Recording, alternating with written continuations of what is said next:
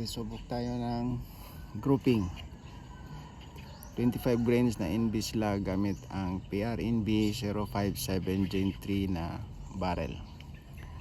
So carton muna tayo, 25 meters ito. So itong gawin nating point of aim.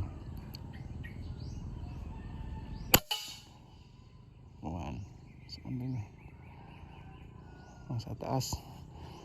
So ulit tayo, masyadong mataas.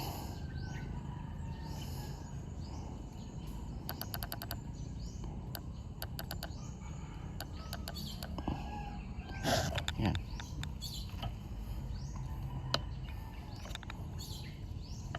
Naka zero stop na kasi ito sa 25 meters, kaya hindi na natin mababa.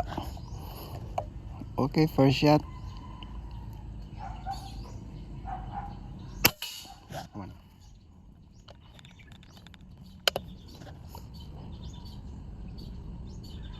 2.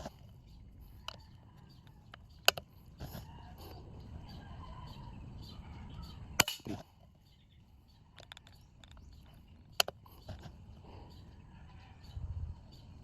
4.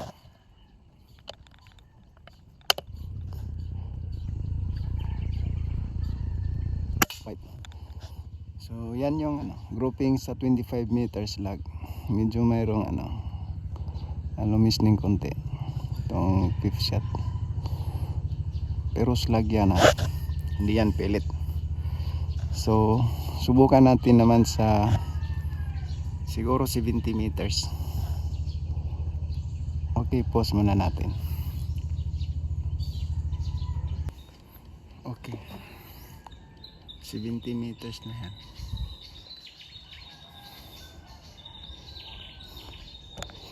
So subukan natin itong tirahin. Ito yung point of aim natin. Medyo malayo na kasi, so kailangan ng medyo malaki na point of aim. Okay.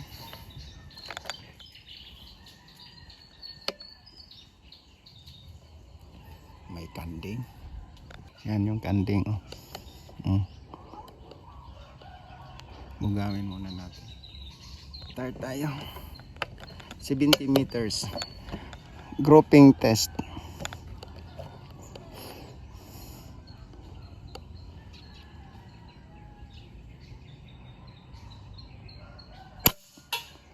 One.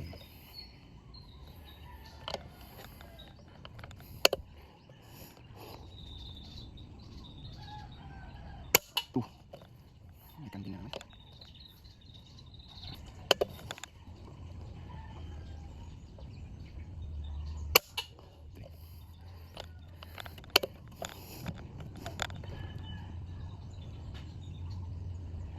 4.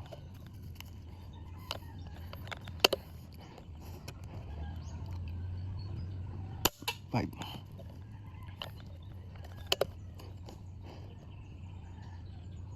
6.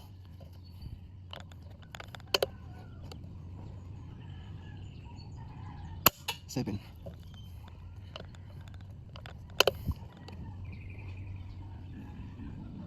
8.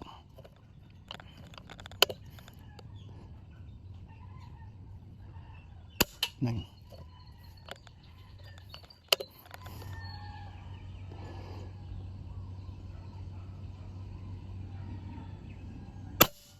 10. So yan, 10 shots. Tingnan natin. Ang dala ko ng 25 steps.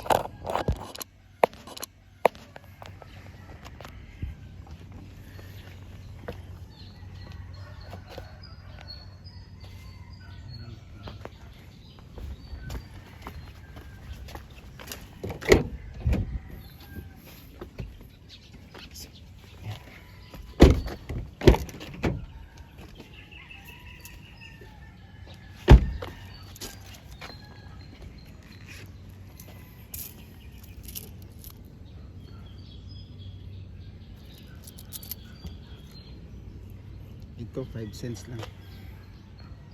Ito yung gawing panungkat natin, 5 cents. So ito yung sit up. Sisimag Magnum Gen 2. kick yung scope natin. Kick Zenith. Tapos PRNB Gen 3 serial number 057. 0.7 yung tangke natin. So yun ang target. 70 meters. Ayan, saling dito. Ayan. So puntahan natin.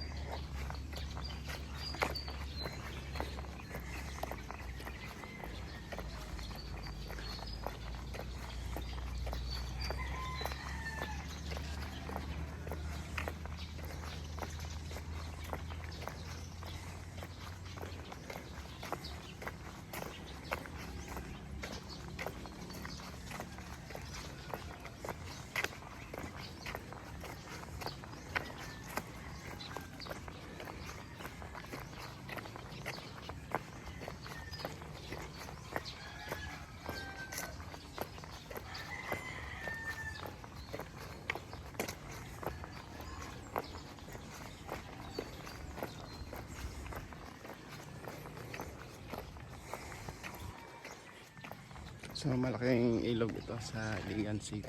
Ayan. Ayan. May mga kambing dito. Ayan. Kakwari ng buhangin. Ayan.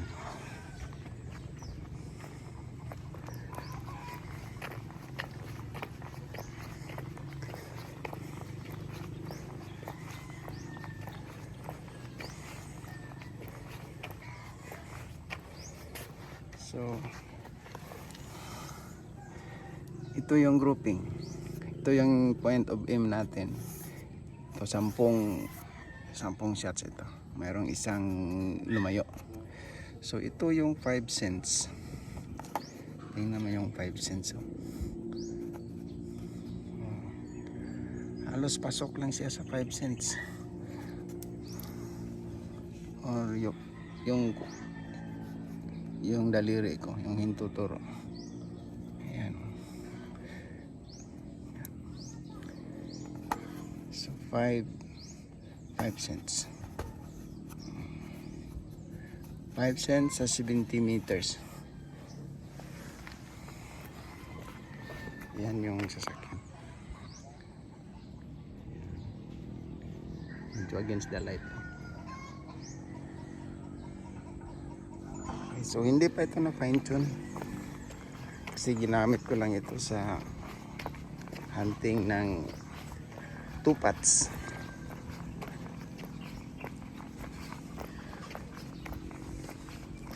So yan. Subukan ko pa itong i-fine tune.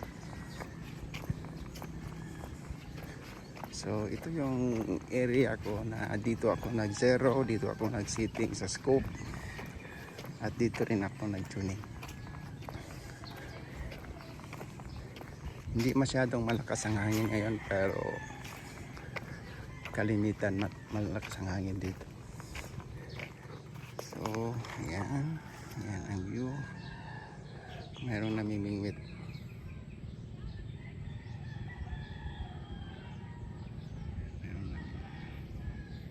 So yung mga bahay naman doon hindi na yan maabot. Nasa 400 meters na yan, tapos mababa yung target natin nandito lang. So hindi yan maabot na talaga. Kahit hindi mag-function yung backstop natin, pero kung matamaan lang yung karton, sigurado mag-function yung backstop natin. Okay, balik tayo sa sasakyan. Sa mesa.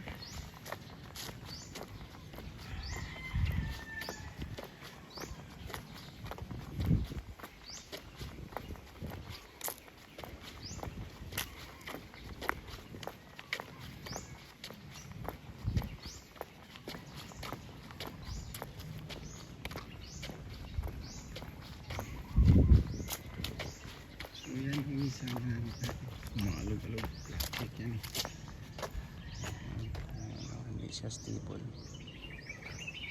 Tapos mataas na yung extension ng siya. Lifter. Tapos naka-bipod lang. So yan.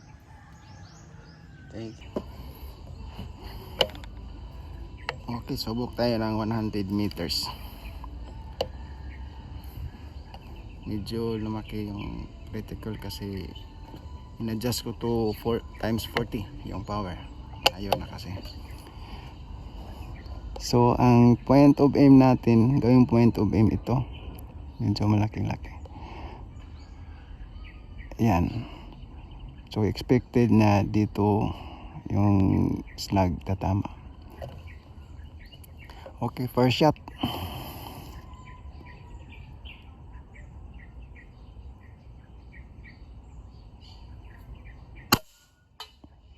Yan ang point of impact. So first shot, 10 shots tayo.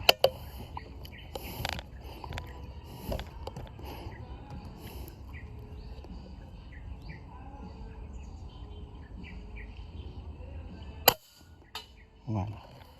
At second shot, magkadikit lang.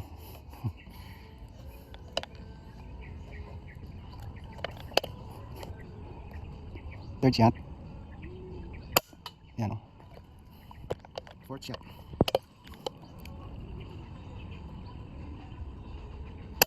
Yan. Fifth shot.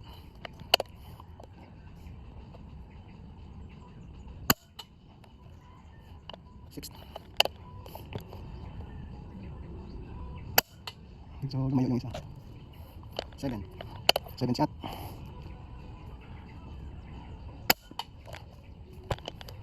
Eighth.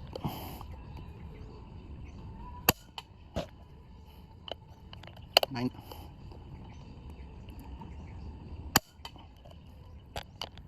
Tenth shot.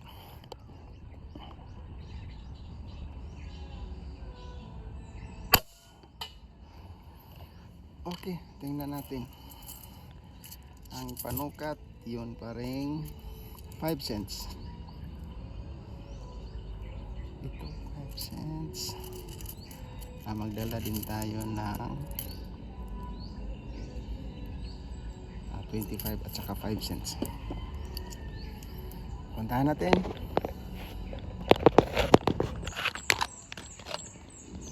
So hindi pa rin ako nag fine tune. Yan pa rin.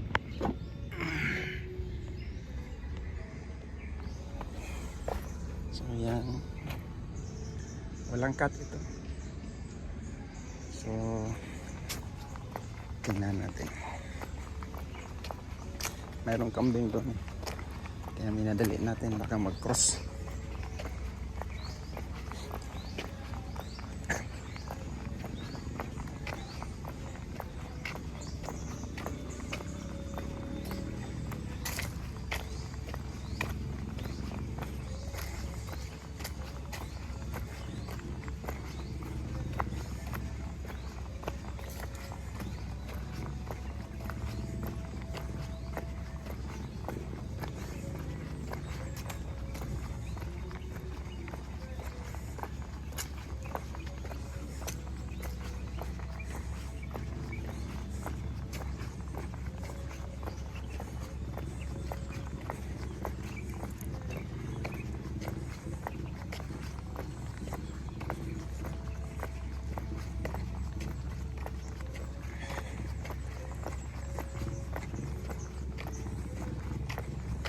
Kambing.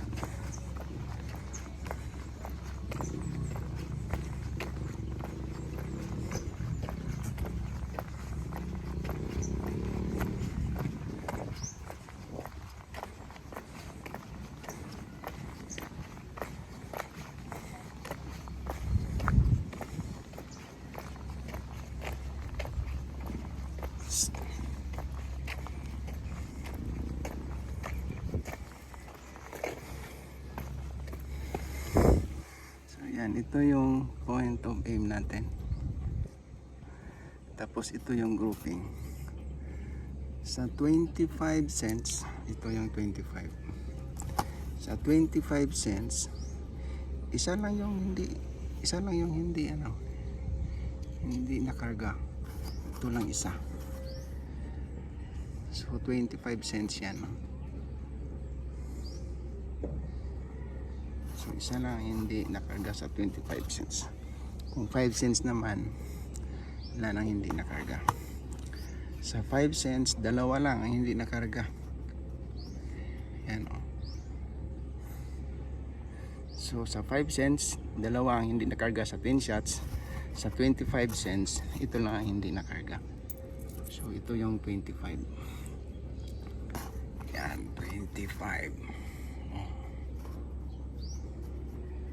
Yan. So 100 meters. Yan.